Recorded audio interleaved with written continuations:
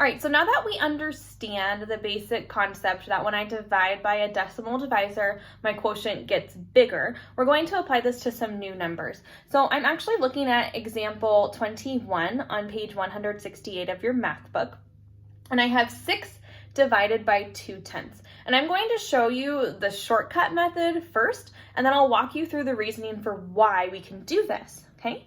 So when I have a dividend that is a whole number and a divisor that is a decimal, we want to go ahead and make this decimal into a whole number. The way we do that is we can shift the decimal point.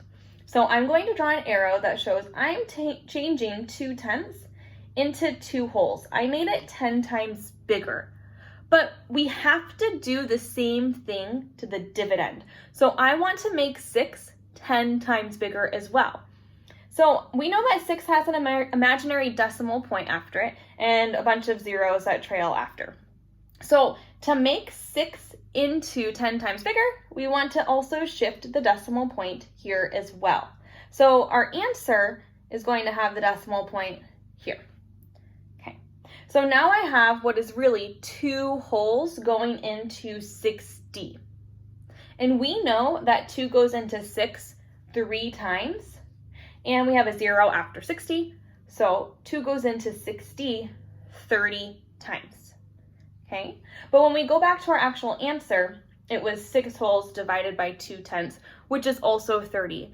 What we did is we made an equivalent number by shifting our decimal point, excuse me. And I'll show you how this works. So we could also write 6 divided by 2/10 as a fraction, okay? In this case, 6 would become our numerator and 2/10 is our divisor. Now what we did, like I said, is we made equivalent fractions, really. It's hard to wrap your head around, but I promise that with practice this will make sense. So I went ahead and I changed this to a fraction, and now I want to divide by finding an equivalent fraction. So I'm going to multiply this by 1 whole. But since 2/10 is in the tenths place, we want to make it 10 times bigger to move that 2 into the ones place. So we can rewrite this as 6 over 2/10 times 10 over 10, because we want to make each of those 10 times bigger. And then we can just multiply across. So 6 times 10 gives us 60, which we did here, right? We moved that decimal point. We made 6 into 60. And then when I multiply 2/10 times 10, it becomes 10 times bigger. So it moves over one place.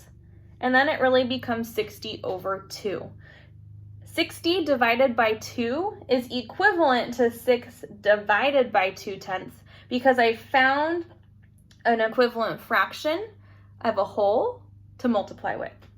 So when I divide 60 over 2, again, we get our grand total of 30. So let me try a different example, and I'll show you the fraction method alongside your standard digit by digit method.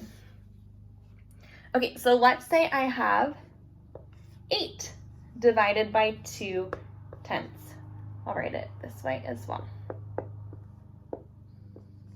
So we want to shift our places. We want to make the 2/10 into a whole number. So in this one, I'm just going to move the decimal point.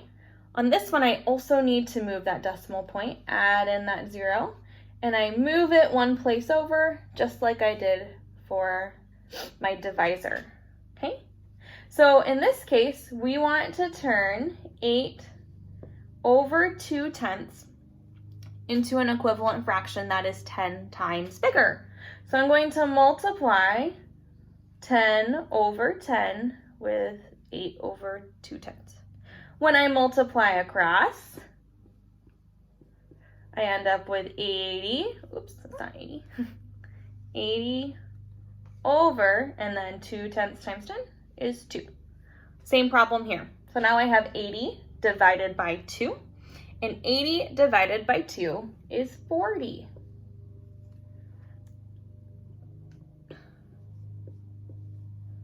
Okay, so that's how those methods are connected. When I shift my decimal point, what I'm really doing is finding an equivalent fraction to make it a little easier to divide with.